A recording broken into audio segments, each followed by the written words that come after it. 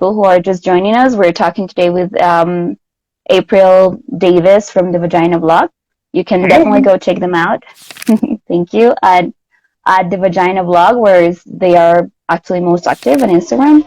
All right. So I'd like to maybe mention this quote and we can start from there. This is a quote from Dr. Lex Brown James, marriage and family therapist. She says that sex doesn't necessarily have to end at any type of peak or orgasm or when a penis is no longer hard. Every erection doesn't have to be used either. Yep. I totally agree. So I'd like to ask you, like here we're talking about vulvas, vaginas, and so on. How can this translate into maybe us being able to feel more comfortable? I think the first one is making sex. It's just calling it all sex. I was really surprised because I am constantly telling everyone, don't fake orgasms, don't fake orgasms. And the kickback that I get from some people is like, okay, but how am I supposed to end sex then? Like, if I'm not going to get there and have an orgasm, how else would I end sex other than to fake? And it's like, no. Maybe let's talk about it before. Yeah, and the other thing too is if you are comfortable enough with someone to be intimate with them, you should also be comfortable enough to be like, I'm good. This was fun. I'm done. I don't want to continue in, whatever we're doing, or this didn't get me there. Let's switch to something that will, if that's what you want to do. There's so many other ways to end sex other than faking an orgasm. You don't need to do that. That's not your job. That's not some requirement to have intercourse with someone or do any sort of sexual activity with someone. And so I think when we make a commitment to, I'm never faking an orgasm ever again, if that's something that you do in your life, don't do it anymore. You are confirming to your partner that what they're doing is working, when in reality it's not. It's also lying. It's not okay. I mean, the other thing, like, can you imagine if your partner was faking and how hurtful that would be if you found out? It's not a good idea. It's just not a good practice. We need to get away from that, and we need to start talking about how to end sex if you're not going to have an orgasm, or how to maybe segue into, ooh, let's switch to a toy, or ooh, let's switch to this type of stimulation instead, or let's do more of this, or I'm good. And we need to normalize communication. I love the realization that the word intercourse means to have intercourse, as in discussion and communication with another human being. We need to start treating intercourse as if it were intercourse. And we need to broaden out how we define sex. And I love so much that I feel like the LGBTQ community has been key in doing that and helping people realize how to, ask, how to communicate, how to consent, how to, do a lot of these things and start defining sex as this instead of this one thing. Sex is all of this, right? So I think it's really important. I think it's important to shift that in our minds. I think it's important as we're teaching the next generation to talk about it in that way. And I think the more that we do that, hopefully we will see more communication and less faking of orgasms and such. And I was wondering if you have or maybe templates you can think of as to how can you talk about these things with your partner, like a short sentences that you can say, or even in the middle of it, because sometimes, and as you were mentioning, especially to these people that they feel they have this pressure of faking the orgasm, maybe in the middle of it, they have to do it in the middle because they couldn't do it before. What's the best way to approach it when you're in the middle of it and you still feel like, hey, it's not going to happen, but I also don't want to fake it. Maybe we can do something else. What are your thoughts there?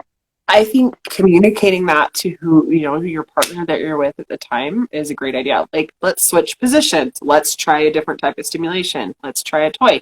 This, for some reason, it's just not working for me today. Let's try this. But so much of this, this is a great segue into self-pleasure, masturbation.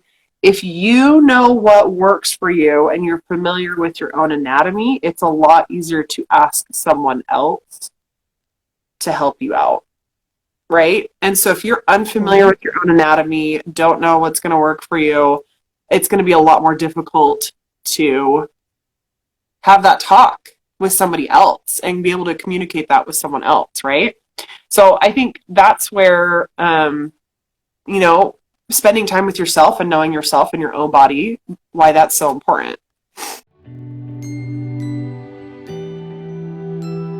Maybe what would you say to people who, because in this terms also saying we need to like expand our definition of sex. What would you say to people who feel reluctant to consider solo sex as sex? Like, how can you do what is the advice to, hey, maybe okay, maybe you're reluctant, but how about you explore it? And how about how can people walk into this world and start exploring themselves without feeling like maybe, it's wrong or it just doesn't fit? I think it's really, really important to figure out where those feelings are coming from, right? So we kind of have to like get to the root of a lot of that. And once you get to the root, you can start working on what's causing either like the uncomfortableness or the shame or the, I don't know. We want to get to the root of what's causing that and approach that, like study that, figure that out, and then proceed forward with, okay, what am I comfortable with? And I know for some people that are like very uncomfortable with the idea of masturbation, do it with a partner. If incorporate that into your sexual experience with them. Like, it doesn't necessarily have to be alone. So I know for some people, especially like even in marriages, they're like, oh, I think I feel like I was cheating, or if I was sexually fulfilling myself without them Yeah. there, or people have a lot of these mindsets, right? So my first Yeah. question would be, let's look at this from a curiosity standpoint. Why do you think that? Does your spouse or partner think that? Why do they think that? And you kind of have to work from there.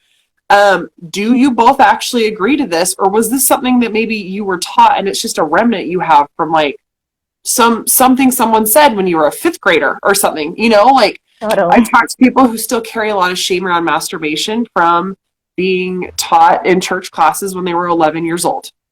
And then it's never a discussion they've ever had with their spouse.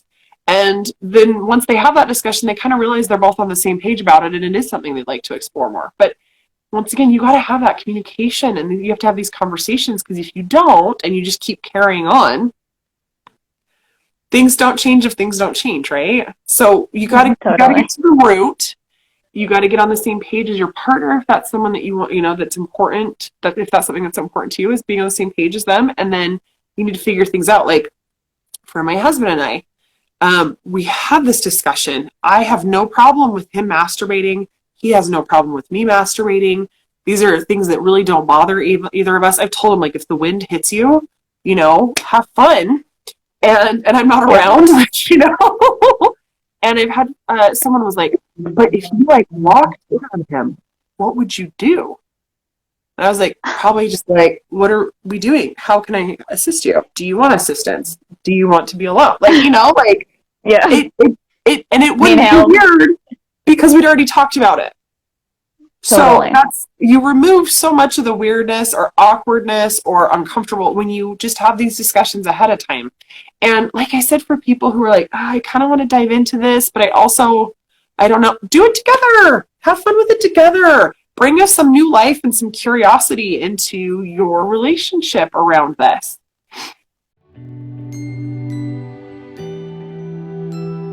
Then maybe also talking about aftercare a little bit, maybe for those who feel like, after you do it, let's say like, okay, I did it, I masturbated, but then there is this concept. Well, it's usually more related to like, well, the post sex blues, right? Which is one of the Mm-hmm. reasons why aftercare is needed. But then also when we talk about solo sex, we might experience that too, the post-sex blues. We might feel, not that well after it. Like we might feel sad, we might feel guilty, we might feel. So maybe, do you have thoughts or ideas on what could be done at that moment so that you also like rewire that whole experience for yourself, and then you don't just sink into that bad feeling after actually having a good time with yourself? I think intention is probably the biggest thing here. I know for so many people, like I said, there's that shame that's been built into this. We need to remove that. So you need to get to the roots of what's causing the shame or the guilt or anything else, whatever those negative feelings are. You need to get to the roots of what's causing that. And then, secondly, I'm a big fan of heading into something like masturbating or sexual experiences with as much intentionalness as possible. Go into it ready to give all of your attention to it. Go into it ready to like enjoy it, make it an immersive experience that is, you're planning on it. You are, because I think sometimes when we are denying that we're doing something or have negative feelings around it, or we are intentional about it, it's just like this dirty thing that we do and we do really quick, and it's, get away from that. Make this a mindfulness practice, right? Get into it. Make it a meditation. Make it really precious self-care that you spend. It's this time that you're spending on yourself. And I think shifting your focus into like, sex is good for you in every way, right? So you're doing something that's so good for you. It's calming for your nerves. It's, you're going to get this gorgeous afterglow afterwards. You start to approach it as that and as a self-care practice and as something that you're doing intentionally with love for yourself, love for your partner. It's a totally different mindset than if it's this like dirty secret thing that you're not really supposed to be doing that you're ashamed of. All right. Well, thank you so much, April, for joining us today. Thank you. Thanks for having me.